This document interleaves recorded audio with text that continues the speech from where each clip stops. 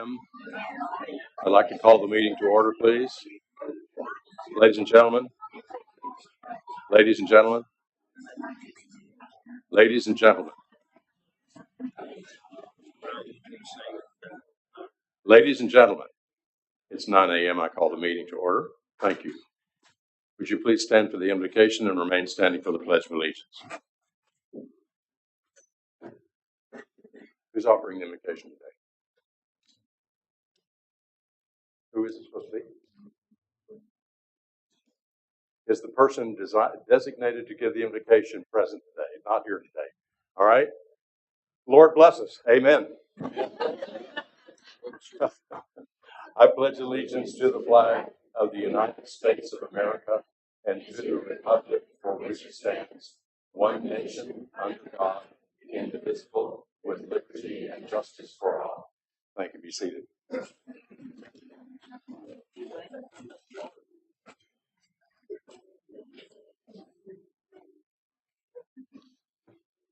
you.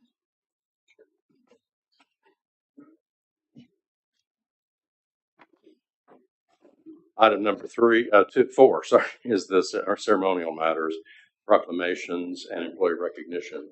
I do have one proclamation, and I'm understanding that there's not a representative of this entity here today, but this proclamation is certainly timely and welcome. Here it is. Whereas the aesthetic beauty and wonder of star-filled skies are the heritage of all humankind and locally to the inhabitants of the city of Fredericksburg and are therefore worthy of celebration. And whereas the experience of standing beneath a star-filled night sky inspires feelings of wonder and awe and may encourage interest in science and nature, especially among young people. And whereas the opportunity to view star-filled skies attracts tourists to our region and therefore economic benefit to the city of Fredericksburg.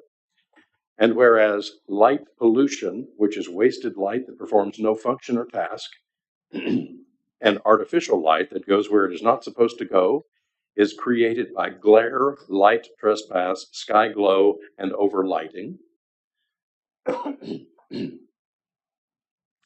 And whereas the historical view of the night skies has been eroding in many nearby areas, and generations are growing up with limited, if any, views of the wonders of the universe. And whereas the influx of people into the Texas Hill Country region and the accompanying light pollution from area lighting fixtures has been steadily on the rise.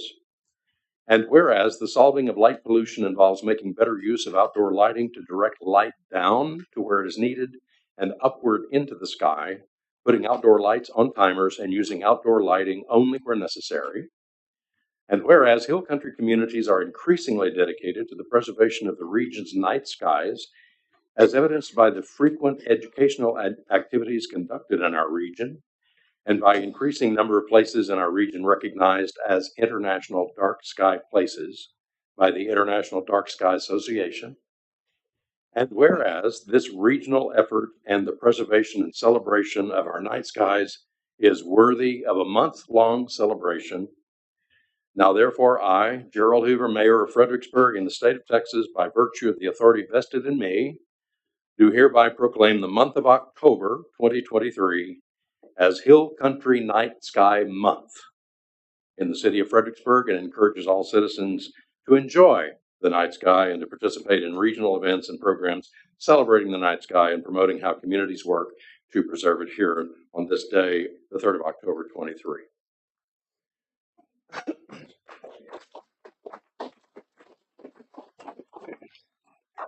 Thank you. Clinton, any employee recognitions today?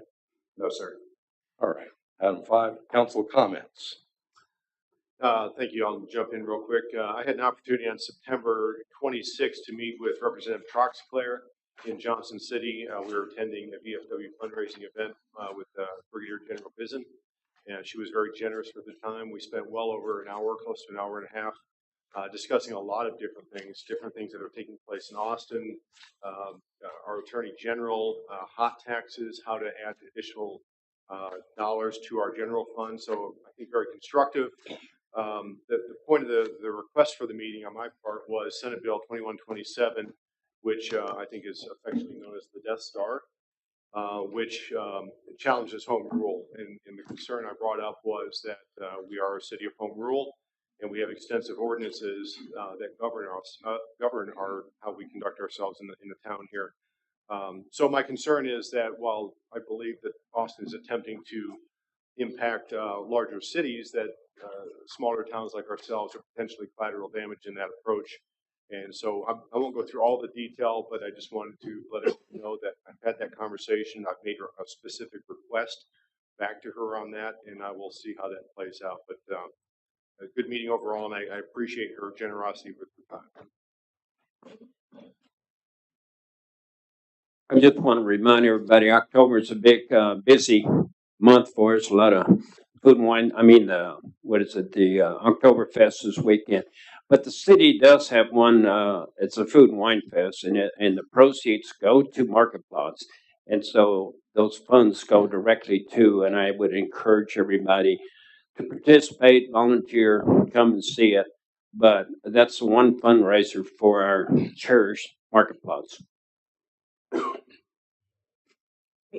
Last week, the Hill Country Alliance held their leadership summit at the hall at Jester King in Dripping Springs. And we heard from folks all over the region doing good work to preserve the Hill Country. I got to speak for a few minutes on the importance of local engagement and got to highlight Clinton's town hall concept that is thriving in our town.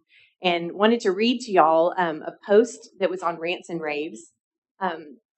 Giving a rave to our city government, our mayor, several members of our city council, and especially to our city manager, Clinton Bailey.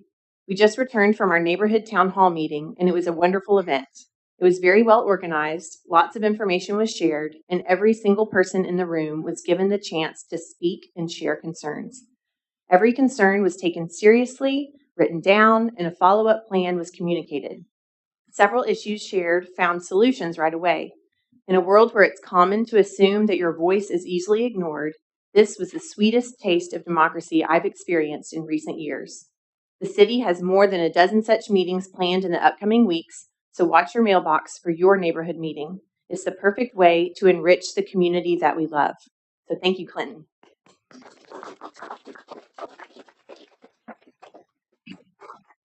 Who has attended a neighborhood town hall meeting? Good job, guys. Way to go. One other thing, so the legislature required us to vote on a budget prior to voting on the tax rate at our last meeting, which doesn't really make sense, but it is what it is. The direction we had previously given staff was toward a voter approved rate, but last meeting, the majority of us went with the no new revenue rate. So I was wondering if staff could fill us in on the difference in those two and what the budget implications are this year, and if you have any info on future years, what the trajectory might look like. Sure, and I'll ask Krista to provide some of this information. But in terms of budget cuts, we did reduce the budget for the no new revenue rate by about $756,000. A lot of these were one-time fixed costs, mainly in the Parks Department. Some police department cuts were made, a lot of equipment, including a mower in parks, batting cages, some storage that we had planned out at Lady Bird Park, a couple of golf carts, again, for maintenance, a few police vehicles.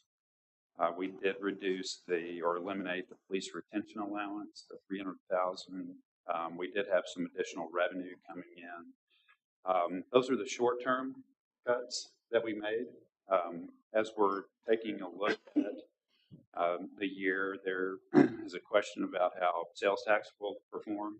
We talked about that a lot during the budget process. We're hopeful that it will continue, but there's no guarantee. We don't know what property valuations will do. Of course, that is the basis for the property tax rate that we set. So we have some unknowns moving forward. So the long-term impacts, we had proposed to add 6 positions to fire EMS, 3 positions for the full year in fire, 3 starting mid-year in EMS. We are proposing to hold on all of these positions until mid-year, until we have a little bit better idea. exactly what sales tax performance looks like, maybe a little bit better idea of what the real estate market may look like locally. But I can tell you, as a result of this, we are really looking at the organization. We will be performing an organization review, getting lean, looking for places to cut, and also looking for new sources of revenue, especially in the general fund, that don't impact our ratepayers. So we have to get creative, but I think it's time to get creative. We, in fact, are meeting next week when we, after a long week this week, to sit down and do a brainstorming session regarding generating revenue on the general fund side of the equation, ways to get creative in doing that, and we would like to share our results with the council at a future work session coming up in the next couple of months, and I'll talk about that a little bit later. I wanted to note that we did make a change to the RV rates last meeting that will result in approximately projected $75,000 to $100,000 in the general fund revenue. That was Councilmember Briley's recommendation that we do that. So those are the types of things that don't impact our ratepayers, that impact that general fund bottom line. In terms of the difference between the no new revenue rate, Krista, and the voter approval rate. So the no new revenue rate is 0.165180. We were currently at just over 19 cents for this fiscal year. And then the voter approval rate was 0.181386. In terms of the future, really the concern when we were adding staff is just the 5% increase we get this year on the general fund side impacted the budget $571,000. $480,000 of that was police, fire, and EMS. As we add employees to the payroll that impact the general fund, that number increases more exponentially. So again, holding off on hiring those positions and being very cautious, taking a look at the organization top to bottom is an exercise we'll be going through beginning next week. So again, we rely on that additional revenue, and we do have new properties that will be coming onto the tax rolls this next year. We're aware of a number of those that will help support that bottom line, but we have to be careful with that. Thank you for that.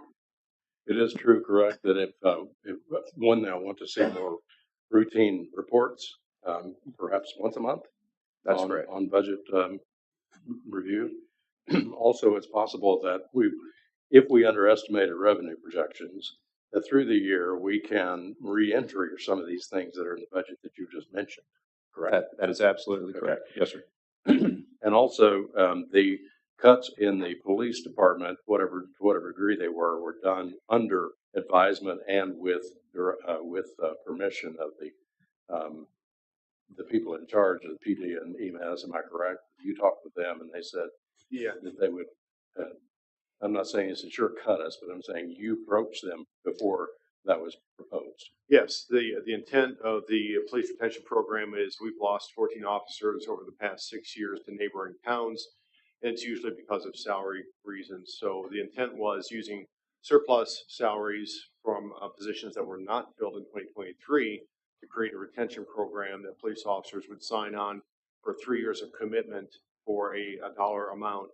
And in discussion with Chief Overhauer on this, I think the collective decision we made was for the betterment of the budget and to approach a lower tax rate, that he was willing to step back from that, and that was his recommendation to me, and subsequently I pulled that from the budget discussion. So my view is judicious watching and what's happening in real time, and making some decisions based on timing, whether it's adding staff or whatever in the new year or whatever. That's the course that I chose to take with that vote. But thank you for that report, sir. Bobby, any comments? No comment. Okay. Item number 6, consent agenda is, first of all, 6A is to consider the approval of city minutes, council minutes for the following meetings, September 13th and September 19th. September 13th was a special meeting, and September 19th was a regular meeting. And the other item is to consider the approval of a street closure for Bethany Lutheran Church's Christmas Journey, which they have every year. This year it's December 8th and 9th, and council, you've seen the specifics, the specific street, and the specific times that the church has requested a street closure. This is recommended by Jennifer Krupa. And Jennifer is really good about checking with everybody to make sure that's okay. So I'm assuming that that's what this means. So what's your pleasure on this consent agenda? I'll move to approve as presented. Second. Motion and second to approve A and B as presented. Any further questions or discussion on the motion? All in favor say aye. Aye. Any opposed? Motion carries. Thank you.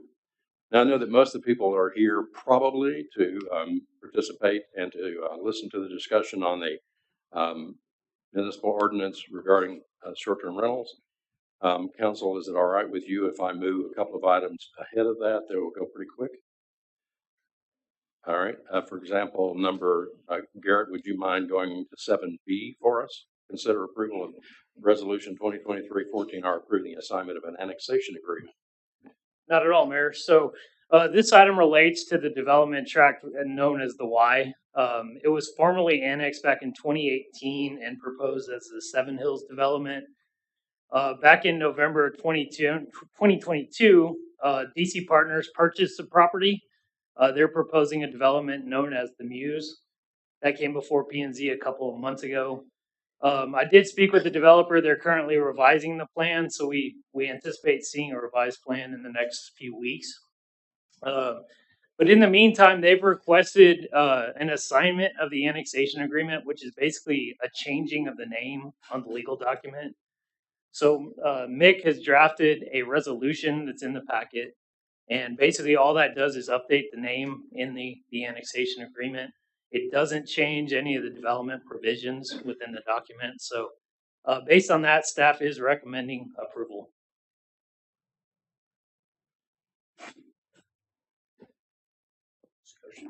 Make a motion, we approve. Second. Motion and second to approve this resolution as presented. Any questions or discussion? All in favor of the motion say aye. Aye. Any opposed?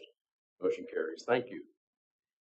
Item 7C is to consider nominating candidates for the Board of Directors of the Appraisal District, which will be an executive session item. Then we'll go to item 8A to consider the approval of a construction contract award for the South Lano Shared Use Bridge and Hoofer Street Sidewalk Project. Garrett? So again, this project will connect San Antonio Street down to Hoofer Street and around to the corner across from the recycling center. It also includes a shared use bridge across Barron's Creek along the South Lano right-of-way. This project received a grant from the TxDOT Transportation Alternative Set-Aside Program in the amount of $902,748. The bid documents for the project allow for up to 170 calendar days to complete the project. And the approved budget for the fiscal year 24 budget was $1,203,298. We opened bids on August 31st with 3 bidders being respondent. The bids range from $1,117,530 to $1,215,843.50. J3 Company was the low bidder. They're approved through the TxDOT pre-qualification process. They're also currently constructing the Friendship Oaks development off of Friendship Lane. So based on that, we are recommending approval of a contract award with J3 Contracting in the amount of $1,117,530. When would that start? We've got to get TxDOT to approve everything, but we would hope no later than December 1st. I make a motion, we approve. Second. Motion second to approve this contract award as presented. Questions or discussion on the motion? All in favor say aye. Aye. Any opposed? Motion carries. Thank you, Garrett.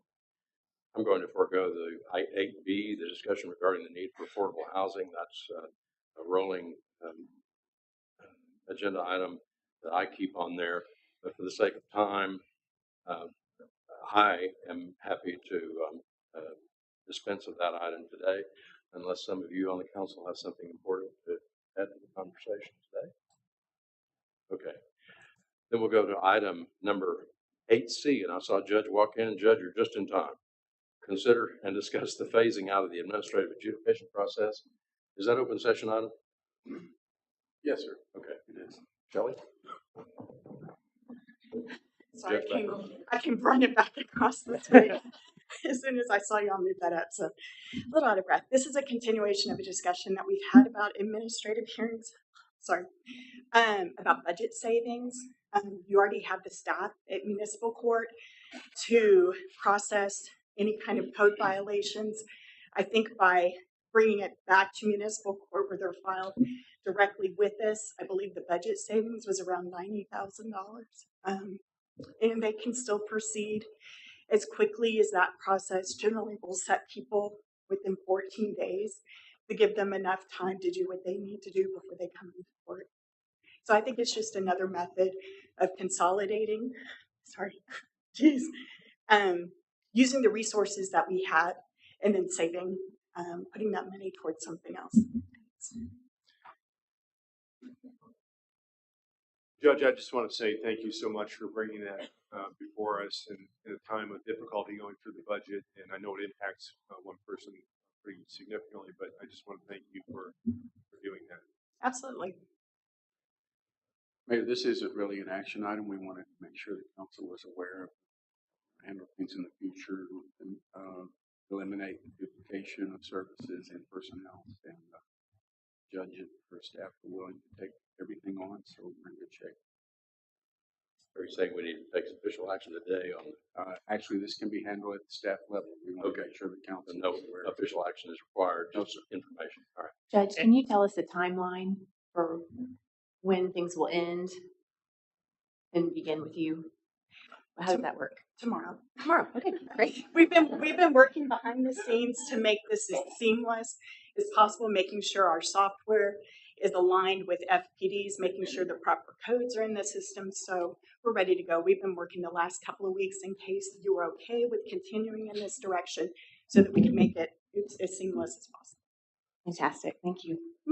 And one other point of clarification. So the current caseload will continue to be processed through the administrative process. We are hoping to complete that by the end of November. But any future cases from this point on would be handled through municipal court.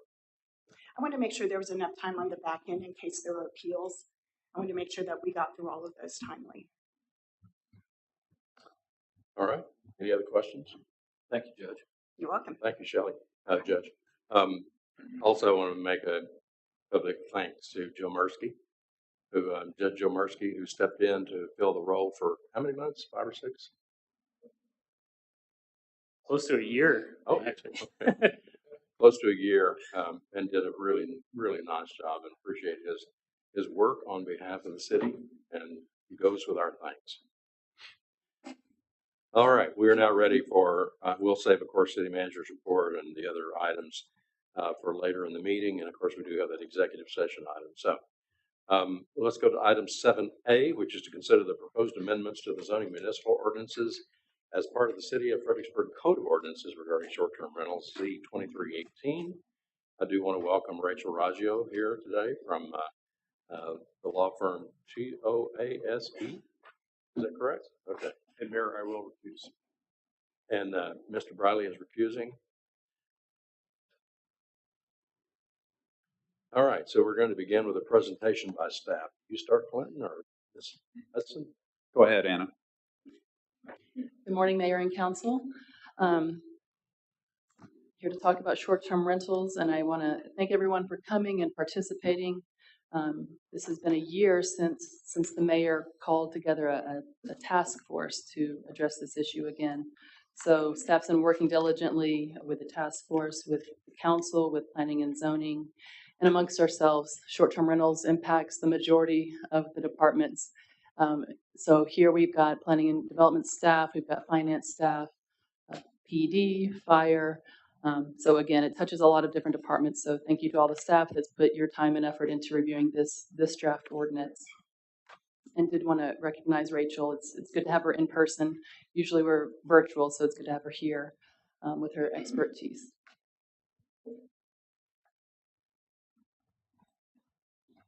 So what you have today is a red line version of this draft. It went to planning and zoning last month.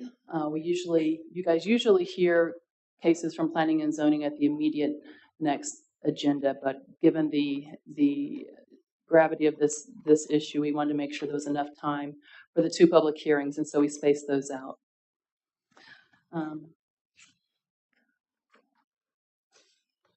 It's been almost exactly a year since the mayor called the task force, and then that task force met and gave a recommendation to City Council on March 7th of 2023.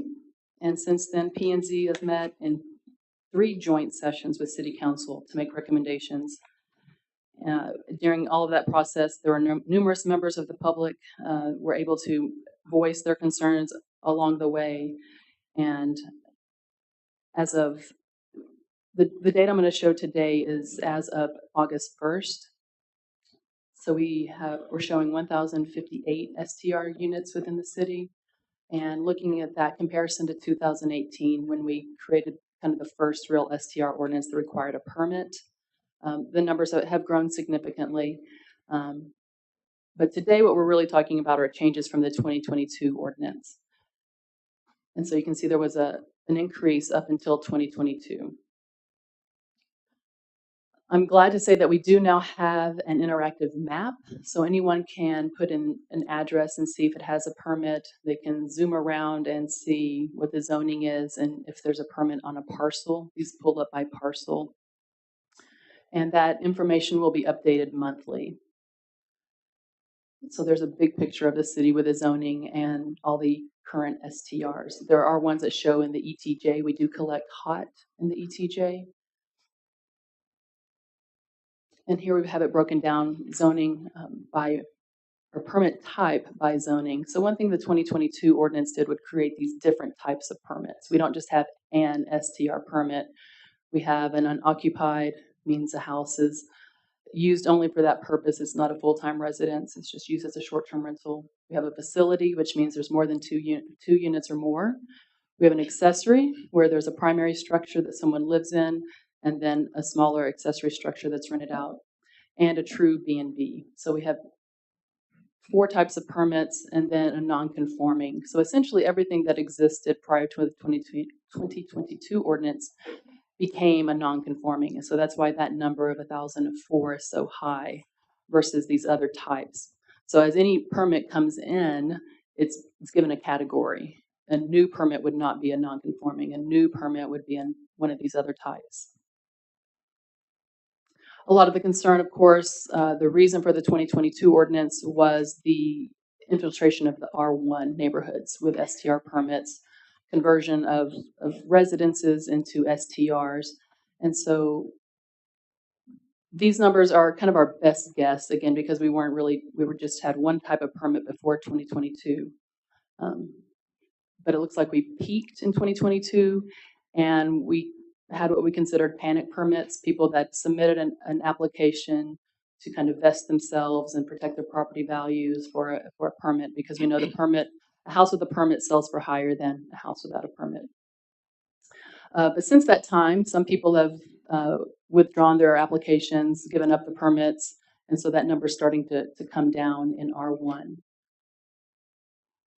And there would be no new unoccupied in R1.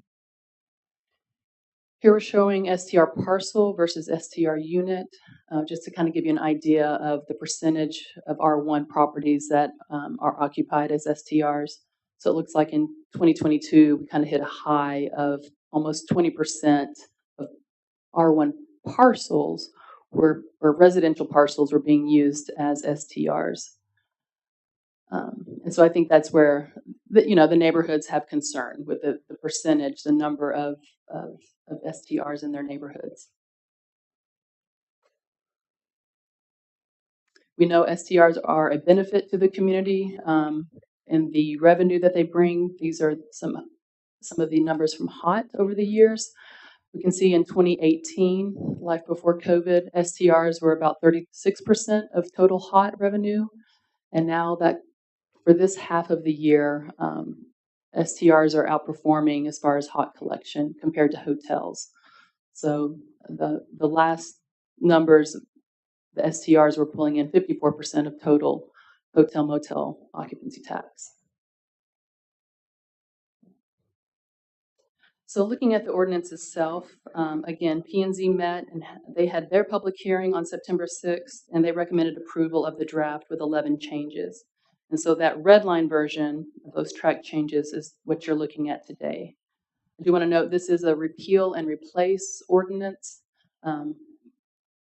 So in the red type in this is actually to be deleted. So there are certain sections that are being removed and new language is replacing. So that's why some of it looks duplicative if it looked weird with the definitions especially, but old definitions going away and new definitions replacing those. So this is a repeal and replace ordinance. And so at P&Z, we kind of went topic by topic, and that's how we'll present it to you today. But we can go over it however you want. But these are some of the topics that we thought deserved a little bit more conversation and explanation.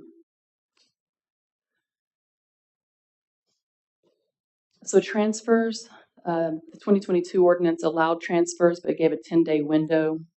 And the current draft also allows transfers of all permits, but allows up to a 90-day transfer. And that's in line with the loss of a nonconforming use status. And staff suggests that transfers be treated the same no matter when the permit is issued. So if we're talking about a new permit today or an existing permit, that all permits would be able to transfer the same. And nonconforming uses, this is one of the biggest topics we've got to consider today, is how we treat nonconforming uses. The 2022 ordinance allows nonconforming to continue operation and allows renewals and allows transfers. The proposed draft with P&Z recommendation requires renewals to come into compliance with parking requirements, new parking requirements, and a maximum occupancy of 12, and life safety requirements, such as smoke detectors and host rules. Now, to come into compliance, that of course mean we would have to inspect a property. And so essentially would be due inspections at all renewals would trigger an inspection. And that would trigger a lot more work on staff's behalf. And the parking and the occupancy are the two issues that I think will be the most difficult for existing properties to come into compliance with. And then, so we'll talk about it in a few more slides, but this would be different than how we're currently doing, right? Right now, a non-compliant or a non-conforming can continue to operate under the whatever permit they were or ordinance they were permitted under. If we change that to say, no, you've got to come into compliance with these new rules, that automatically means we're going to have to check, and there's going to be things that existing operators can't comply with and may have to make changes, modifications, or not be able to renew the permit or renew with some changes. So definitely a lot more administrative load for staff and unknowns for the operators. So parking is one of the biggest complaints we hear from neighbors. It's just the sheer amount of parking that STRs create. The 2018 ordinance only required one spot per unit, so that could be an entire 4- or 5-bedroom house. Technically was only required to get one off-street parking spot for a permit. The 2022 ordinance required parking per bedroom, but it gave credit for on-street parking. Nowhere else in the city does any operator of any type of business or use get credit for on-street parking. No Main Street businesses, any business or residence, inside in front of your house, you're not guaranteed that spot. So this was a carve out that treated STRs differently. And so in this ordinance, staff's recommending we remove that on-street credit to make STRs like other properties to be treated the same. So it would still require parking per bedroom, but it should be handled on site. And we would support allowing tandem parking, so parking cars behind each other. P&Z did recommend allowing the tandem and requiring compliance at renewal. So they wanted existing properties to come into compliance with the new parking requirements, but they did not want to negatively impact 1 and 2 bedrooms. So staff sent out a survey to try to understand which existing operating units would have difficulty meeting this. I will note that as it's drafted, it doesn't actually require parking to come in compliance at the time of renewal, but that was part of P&Z's recommendation. So we sent out the survey and asked, how many bedrooms do you have? You can see the majority had 3 bedrooms. And then would you be able to provide 1 on-site or off-street parking space per bedroom at your unit? And about 25% said no. So these numbers tracked, we checked them a few times, and at the time that we sent these out, there were 323 people that answered. I think the final count was about 350, but the percentages stayed the same. So it tracked at about 25% of currently permitted STR operators would not be able to meet new STR parking requirements. And at least 46 of them would be lacking 1 space, and at least 24 would be shy of 2 spaces.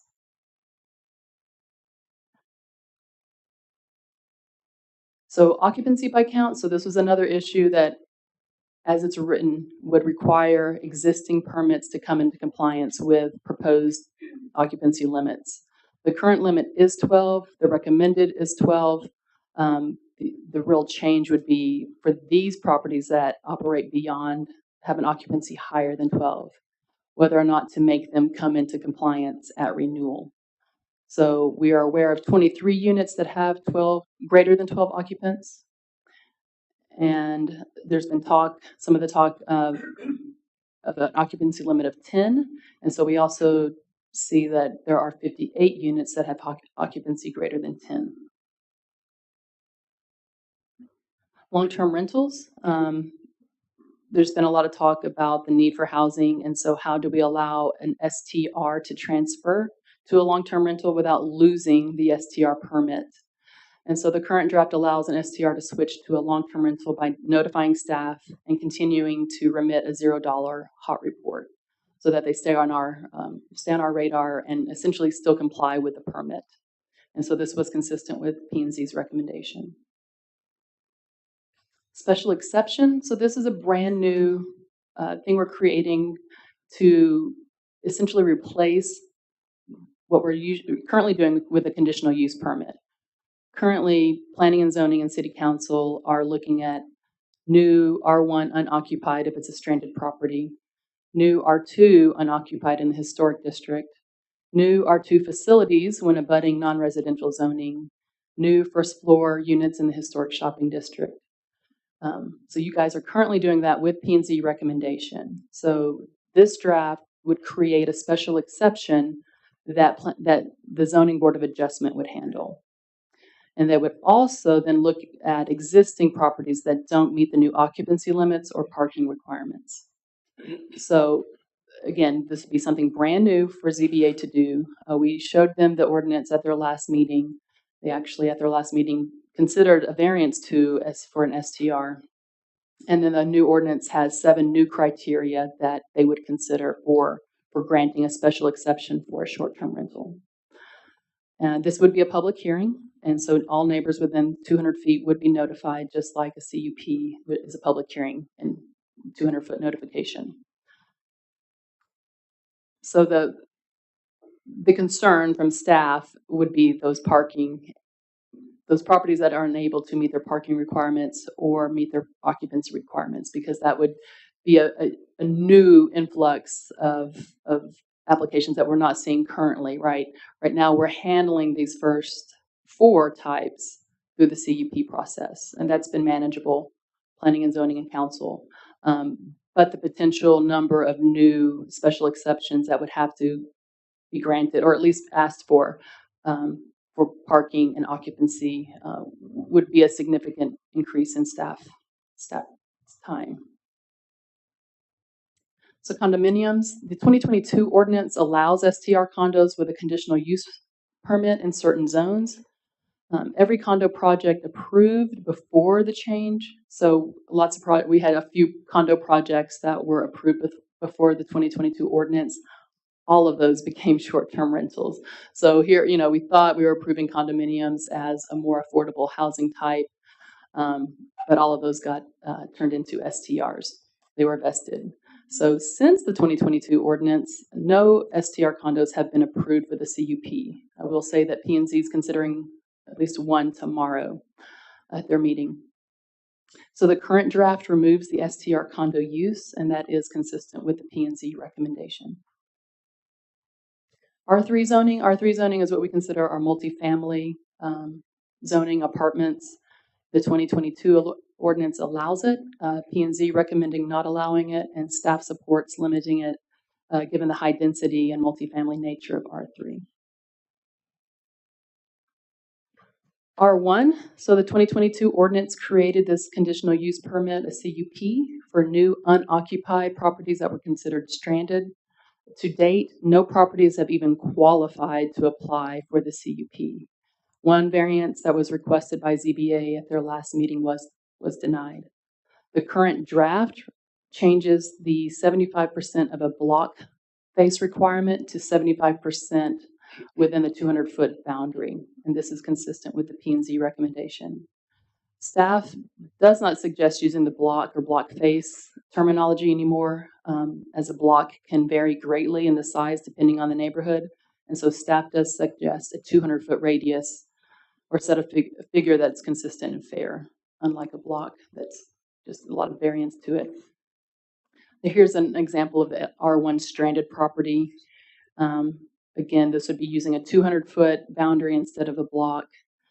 I think the conversation we would need some guidance from you is on the 75% or 50% of properties that must have an STR permit.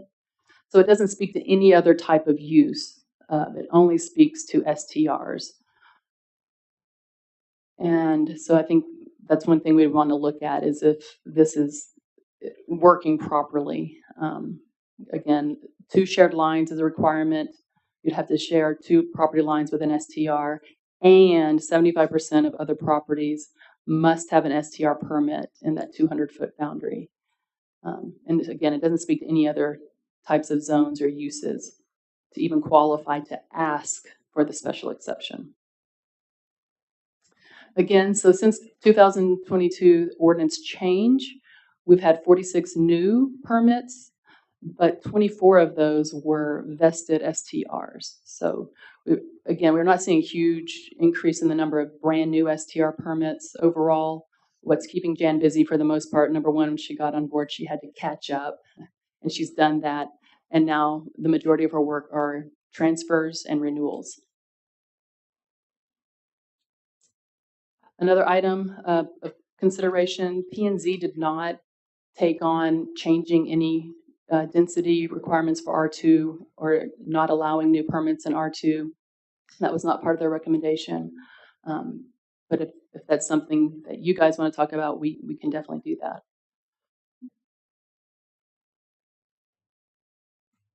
Enforcement. These are the latest numbers from PD. So code enforcement moved over to the police department a few months back, and they track about 30%. About 30% of their total violations are STR related. Not necessarily that it's an STR specific issue, but solid waste, water, grass. It's about 30% of their calls are STRs. Code enforcement that's actually gone to municipal court. So these that are operating without a permit, we've seen 9 cases. There have been 6 cases that have been referred to municipal court for failure to respond for that 24-hour contact. In the new language, we're talking about 3 minor violations equaled 1 major violation, and then 3 major violations in a 12-month period will require the director to bring the case to city council. So you guys would only be looking at bad operators. and could potentially suspend a permit for up to 90 days. Of note, implementation and effective date. Staff is working on our new STR software, MyGov now. We are kind of in the sandbox playing around with that. They have imported our data, and Jan is working very diligently with them to get that software up and running. It's not ready yet, and of course, whatever changes you make to the ordinance, we will need to send back to the software developer and make sure that the application is consistent with those changes. And then staff will obviously need time to create new public outreach and educational information and train up the Zoning Board of Adjustment. So we would just ask you to keep that in mind as far as an effective date for any new ordinance. One other big change would be that the STRs are currently renew annually. The proposed amendment would change to a 2-year permit, and so staff would bring back a fee, a new fee ordinance for other fees as well, but STRs would be part of that, but to adjust if we do switch to a 2-year permit.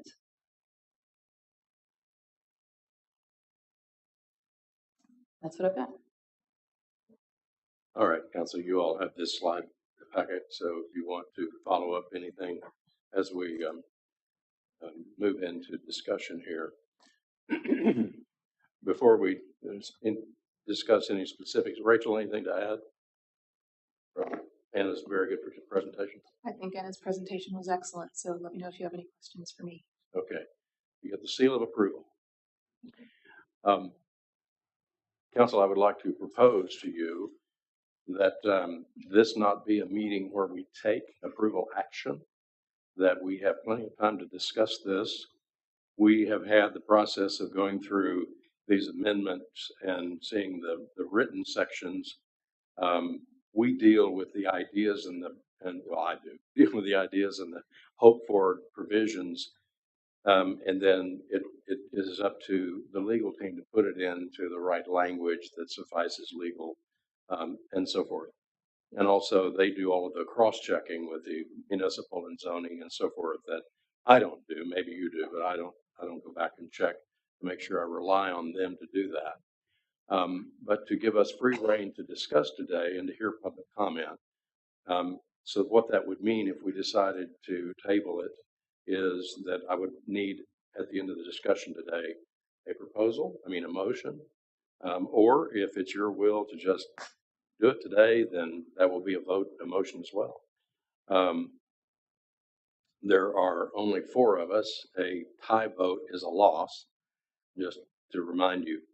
But that's my recommendation for us to consider today, because we've got lots of things to go through and lots of people who want to speak. That this not be the meeting where we vote the approval, so that if we table it, then we will then turn our recommendations of adjustments, amendments, additions, revisions, etc., to what we have in our packet to the legal team here, specifically Rachel, I'm sure. And then we would get back a final written version that we would say, this is what we're voting on. And that would have to be within 20 days of today. So that would be within the next regular session meeting that we could do that. That's just my proposal for you to consider today. If you do agree with that, then at the end of the discussion, we'll entertain a motion to table this until the following meeting. I have a question. If we table this today and send our changes back to be revised into a new ordinance, would that have to go through P&Z and public hearing? No, sir. You already received P&Z's recommendation. That's the only one you'll get from them unless you ask for them. And there's only one public hearing required. You can, of course, have additional ones at your discretion. So what happens if 2 of us recommend green doors and 2 of us recommend yellow doors? Are you going to have 2 drafts for us next time? What's going to happen? There will be options in your draft if that happens. I don't remember having door colors. It's minutia, so why not? We can sure do that. Emily, I will commit to approving or agreeing to whatever you want. As far as green or yellow. All right, then I move that. Okay, because I don't have a preference for a door color. I'm hoping that on the big issues, we will find agreement today. And that then we'll give clear direction to staff and legal to proceed on this. If it's any other questions or comments on my proposal, then let's go from the top and let's discuss the proposals of P&Z as well as what has been presented to us in what's called a red line version. And we'll just take it section by section. Mayor. So, Public comment. sorry? Public comment first, right? I'm going to have public comment afterwards. If what we do may determine some of the public comment changes. Okay. Let's go to section 1. Is the obviously is a legal issue about repealing 5.401. Section 2, you've seen where those definitions are deleted, referencing the Appendix B zoning ordinance because they have been altered later in the draft. Any comments or you want to halt at that section for any reason? All right, section 3, offenses and miscellaneous provisions. This is in the Muni Code, Article 7, and it regards short-term rentals. You see all of those definitions. The one that's been added is long-term rental. I'm on page 5. Do you have the same pagination?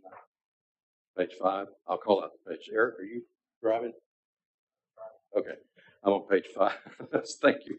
I'm on page 5 of the actual draft. The long-term rental definition there. Any issues with that? I Defining it. To make it mirror what short-term rental says 30 consecutive days. So I would think long-term rental needs to say period of 30 or more consecutive days. Just the word Do I consecutive. have the word consecutive? Discussion? Makes it consistent?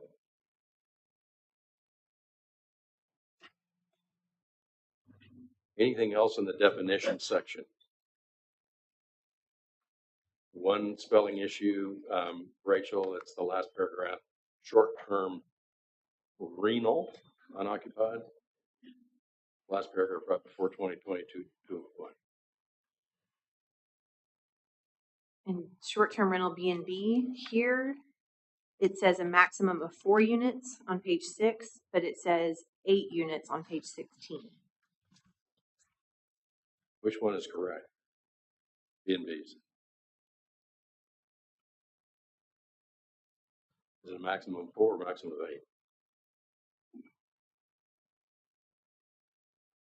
8? 8 is the current, 4 would be new if you want to reduce it to 4. B&B. 8 is the max. 8 is the current max. 4 would be a new, that would be a change. P&Z recommend 4. We just have a discrepancy in the language. One says 4 and later in the draft it says 8.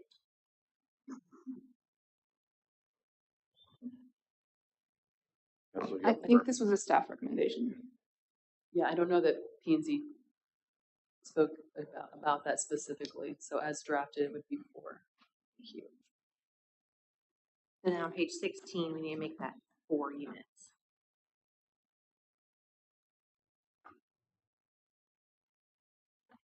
And then maybe this is complicating it or oversimplifying, but on the short-term rental unoccupied, short-term rental within a lawful residential dwelling that is not an STR ADU or STR B&B. Could it not be that simple of a definition instead of saying not occupied by the owner, operator, or 24-hour contact and is not an accessory dwelling unit? We can make that change. Let's say the same thing in your mind. Yes. Yeah. Say it again, Emily. Not an STR ADU Or STR B&B. or STR what? B&B. B&B.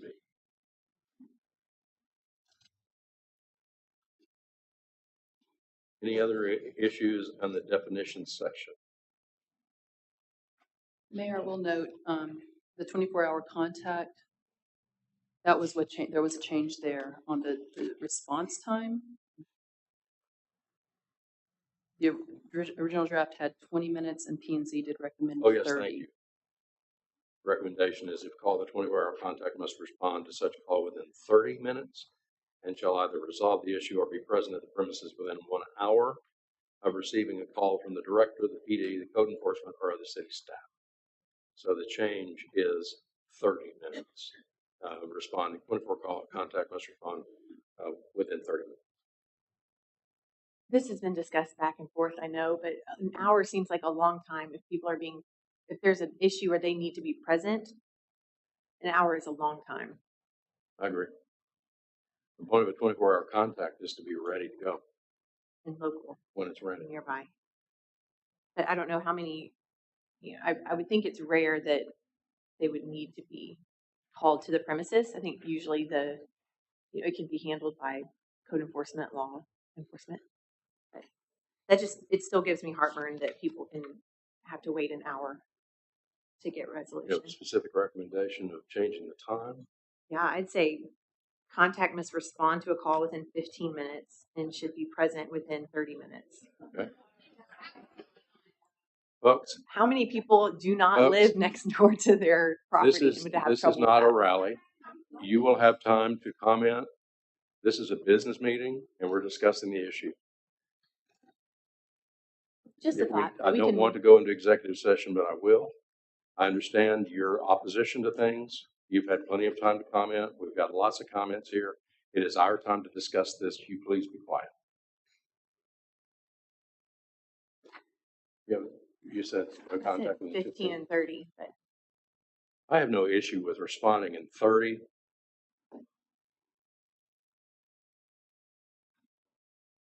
Tony, Bobby? I don't have an issue with it. If you're responding in 30,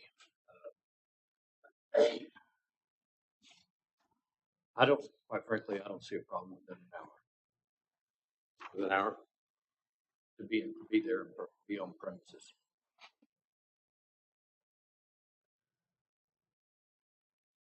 it's fine. We can let it. If you've responded in 30 minutes, that'll give you time to get there.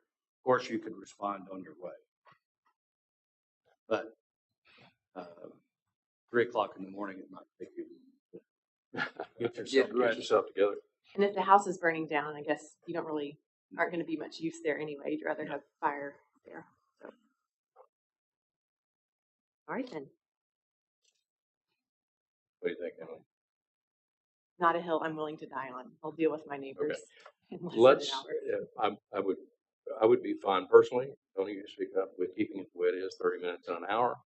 And we can, if we find that that's not addressing an issue or we have continual issues with it.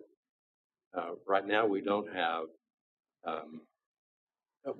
so let's wait and see. I'm okay with leaving it 30 and 1. The P&Z did discuss that. All right, anything else on the definition section?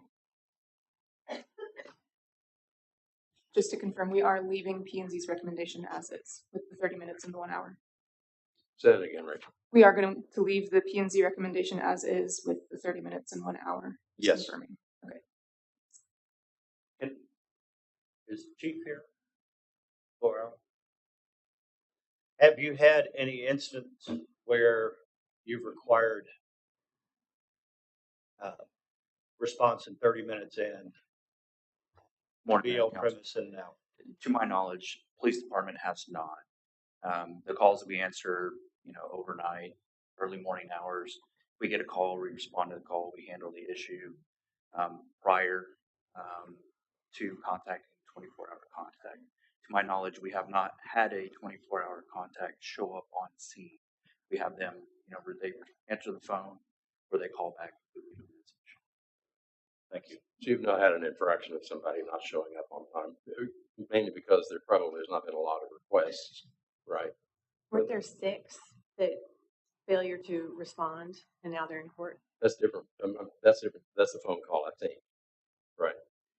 That'd be correct. Okay. That would be the the non-contact to the phone What call. I've heard from you is that you don't get a contact response from the phone.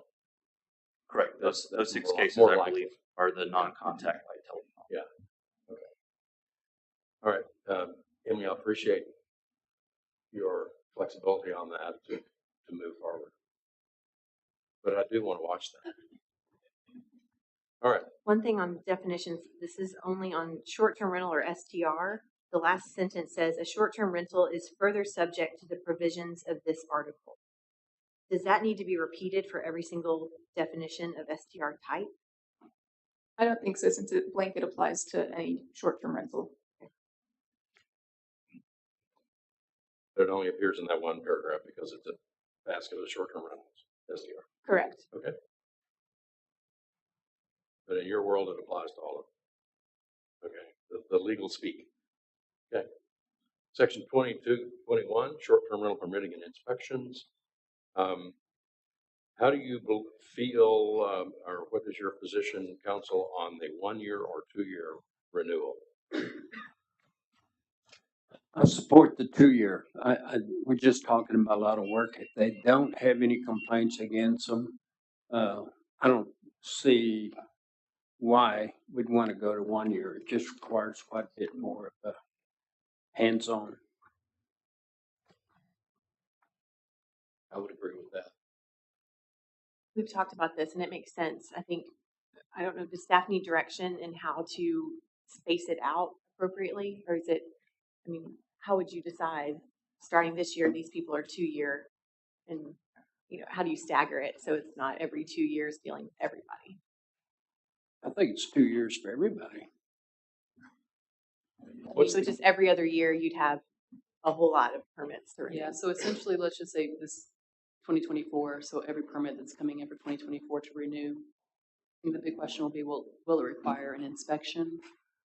But if it goes to a 2-year renewal, then we wouldn't see it again until 2026. So 2025 should be pretty quiet. Not a lot of renewals, because right now, again, the majority of our work is renewals and transfers. What's the case for 2 years? Is it workload and ability to enforce, or inspection staff, all the above? I think all of the above, and I think that was something that the STR operators had pushed for as well. Just less interference if they're operating and remitting hot.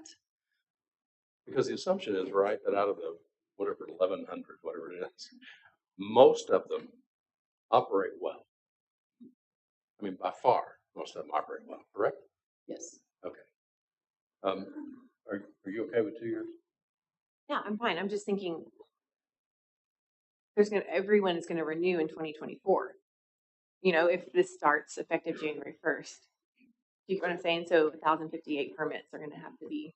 So you're saying inspected and run through. Stagger it. I'm just curious if there's a way we need to stagger it here, or if that can be left up to staff. Don't figure it out. We've talked about it. I don't know that we figured out a way to stagger it that wouldn't cause more work. If you said odd number renews on an odd year and even number, it's still how do you explain that? And then in the database, in the software system, it's still going to create a lot of work. I don't know. But again, if it's, I think the bigger question would be, part of the question is if it's going to require an inspection. Is a renewal going to require an inspection?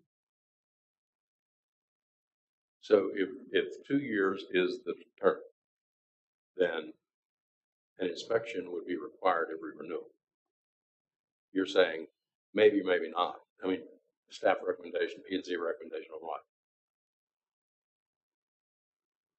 Right now it's written, it's 2-year renewal, and that a renewal does not require an inspection. But it's definitely been a point of debate. If they don't have any complaints against them. Correct. Those complaints should be taken care of before the renewal. Hopefully. Right. And we do, an inspection it's when you catch things. I know the fire marshal and fire chief would prefer a yearly inspection, to get our eyes on it. So it's worth debating. So, Mick, if we, let's say we went to a 2-year renewal process, and we miss something with life and safety. I mean, there's a change in the operation to some degree.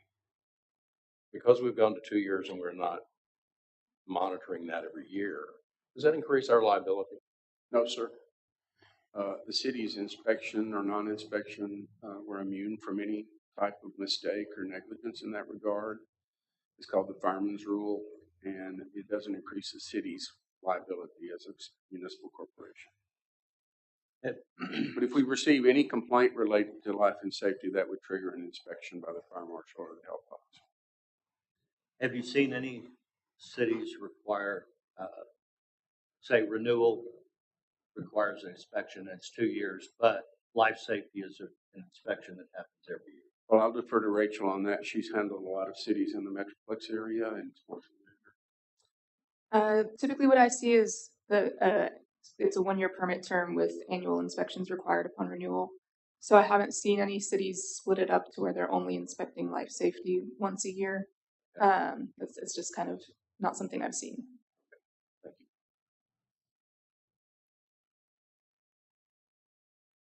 That's not. How would you characterize that issue in Fredericksburg?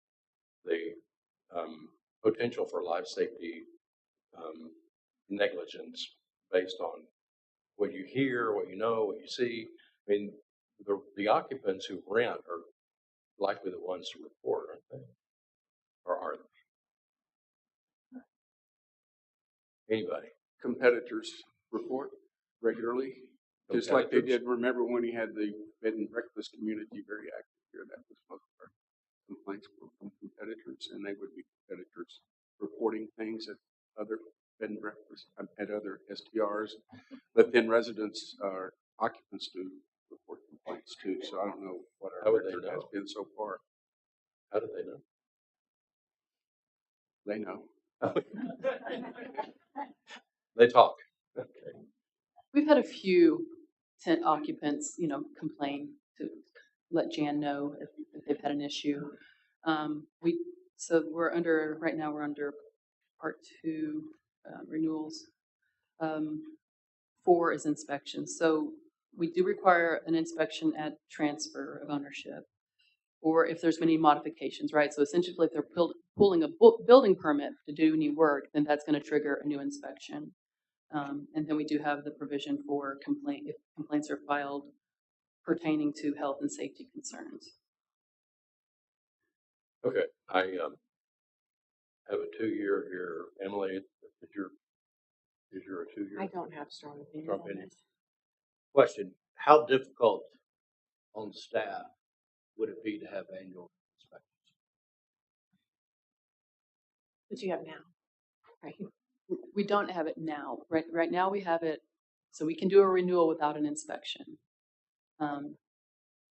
We have done it before, but it does require more manpower. Right now we're currently doing inspections on Wednesdays and doing about 10 a day.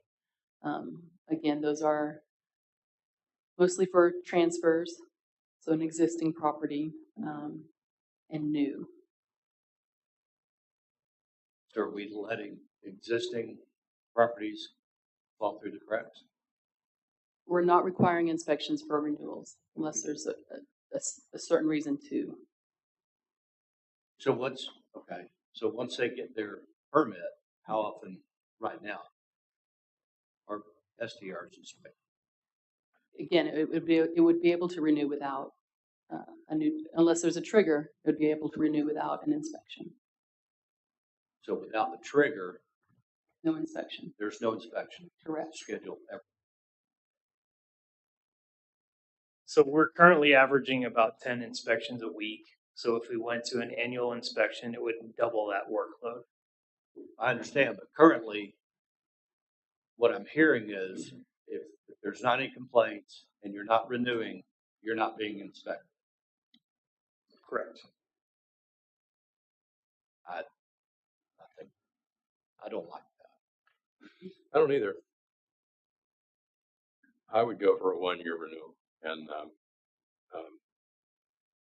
so that may be one of those alternate options that we put in the next draft is a 1-year renewal.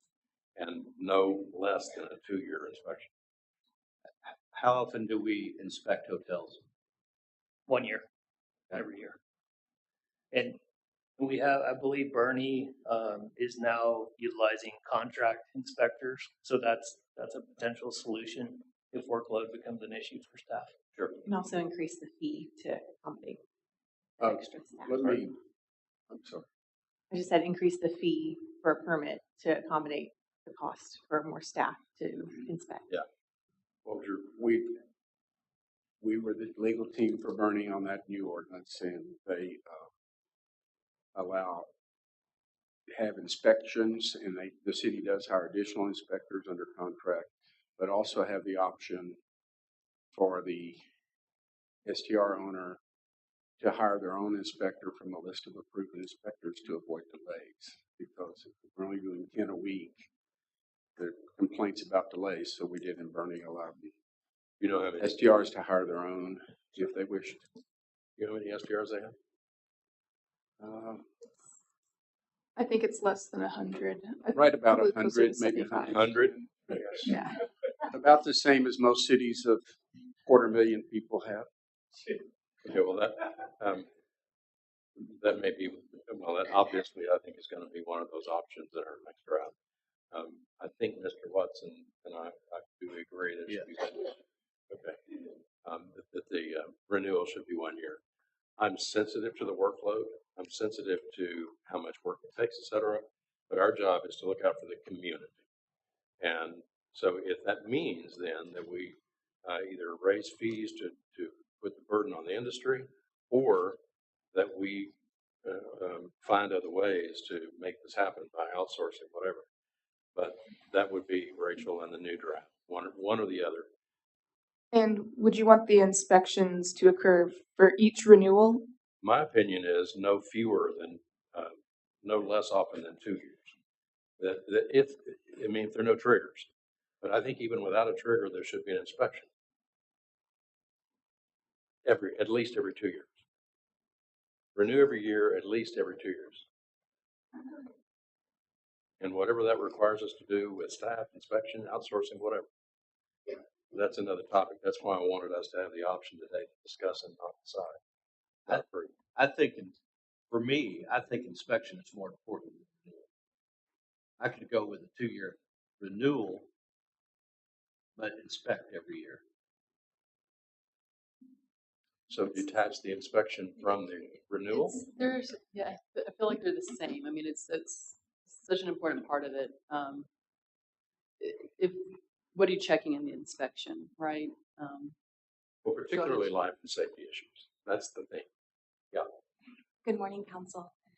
Background on inspections. Under today's ordinance, an inspection is required if there's been modifications to the property, such as a building permit, or if complaints have been received on the property, or if there's suspected violations through additional complaints, or transfers of permits. So a transfer automatically triggers a requirement for an inspection. Those are the 3 scenarios that would prompt an inspection. Otherwise, to your point, if a property has never changed ownership, they haven't changed the property, no building permits have been pulled, and there's been no complaints on the property, no renewal is required. Based on that criteria alone, we are doing 10 inspections a week. 30% of those inspections fail, which prompts a reinspection. If we were to go to an inspection for every property, that would trigger 24 inspections weekly just to renew, on top of our current transfer load, which is about 5. I think we're averaging 5 a week, if I remember correctly, on top of that 30% requirement for the failed inspections and reinspection. Okay. Thank you. Thank you.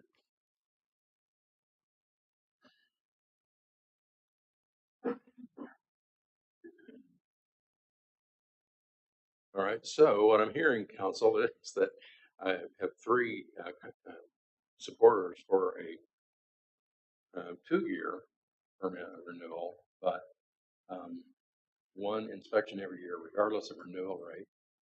I would prefer annual renewal with no less than 2 years between an inspection. Tony and Emily, do we have any common ground here? Well, I can agree with you from the point of going yearly, but possibly, of course, requiring at least a 2-year inspection. I think that's reasonable. Well, I'll go back to my annual inspection.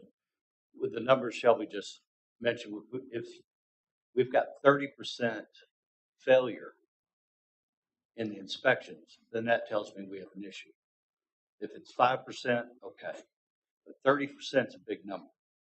And I'm not saying anyone out there that runs an STR is dishonest, but modifications can happen without a building permit. And it happens every day. I mean, not just STRs, but residential as well.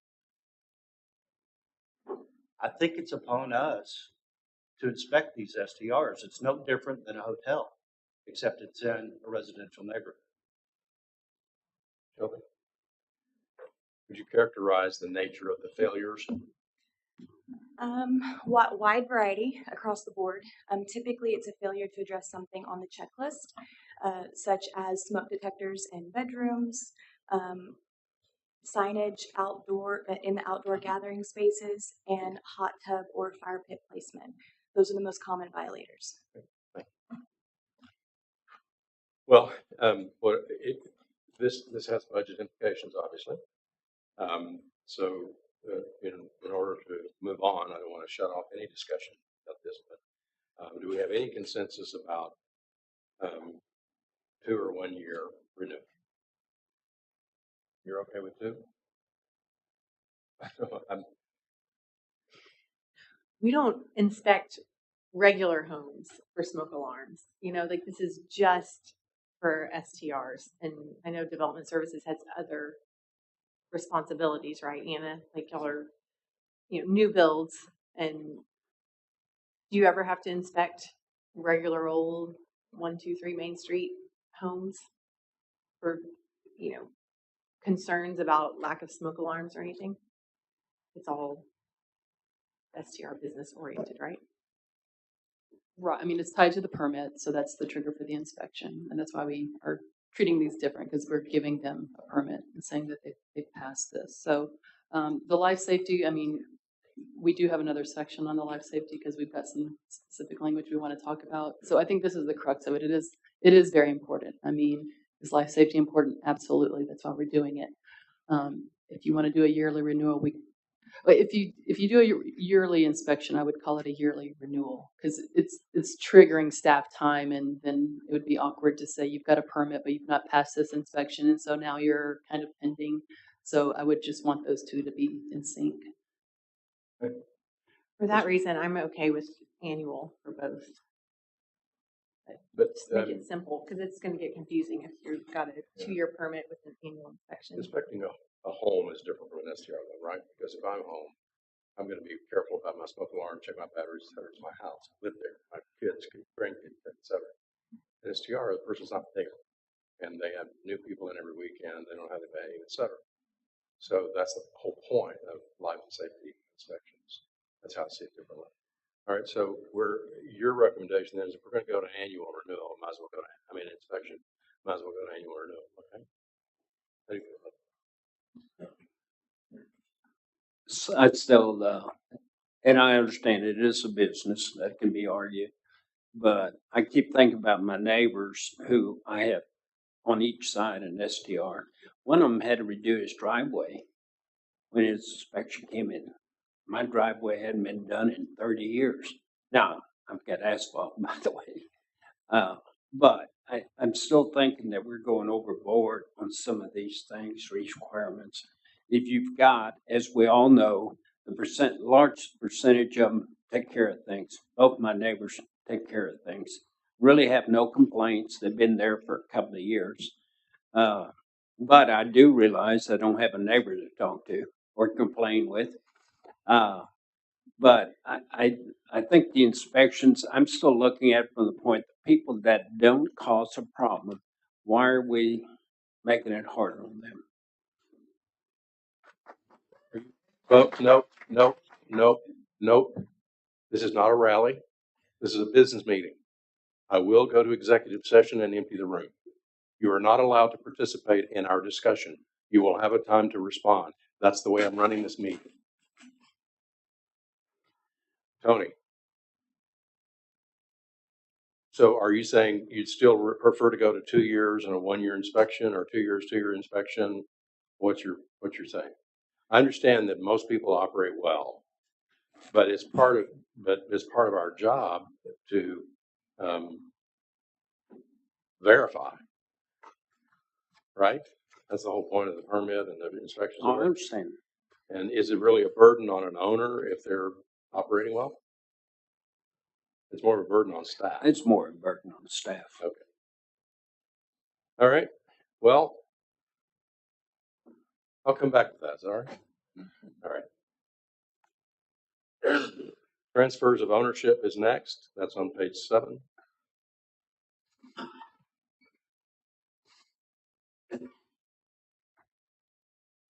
We got the one thing that P&Z recommended was continuance of non-conforming use.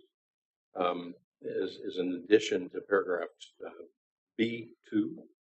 The new owner must submit a new permit application in accordance with the section, etc. Discontinuance of a non-conforming use identified in section 6.110 and just identifies or specifies that section continuance of a non-conforming use of the city zoning ordinance. Which is 90 days. I'm sorry? Which is 90 days. Which is 90 days. Thank you. To keep it consistent. So it links that non-conforming use to the zoning ordinance. Any discussion or ideas about it? That's okay. On this section, on number 3, transfers of ownership, does it need to read a short-term rental permit granted prior to X date may be transferred, or is this going to apply to everybody? Staff's current recommendation is to apply this to every permit, whether existing or new. And then would this require a new permit for like an LLC switch? Is that, switch in ownership? Would that trigger a new permit, or could it just be like change of information? That's the 50% specification, right? Yeah. Under 3B1. More than 50% of the ownership interest.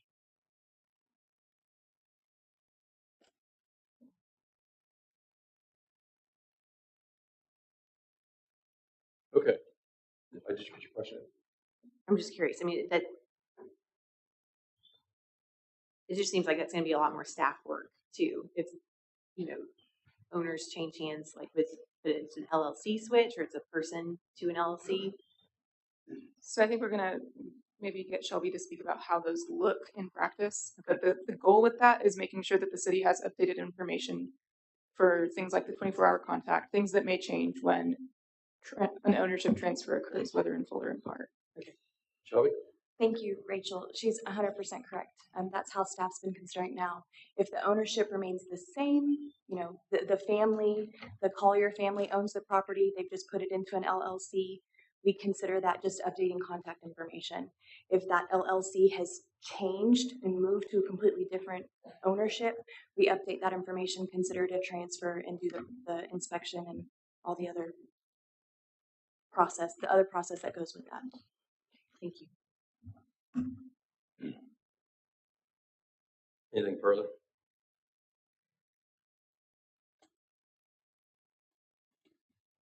On 3B4, so top of page 8. On the effective date of this article has timely filed an appeal. Do we need to define what timely is? No, that's kind of a matter of interpretation for the city manager's office on that appeal.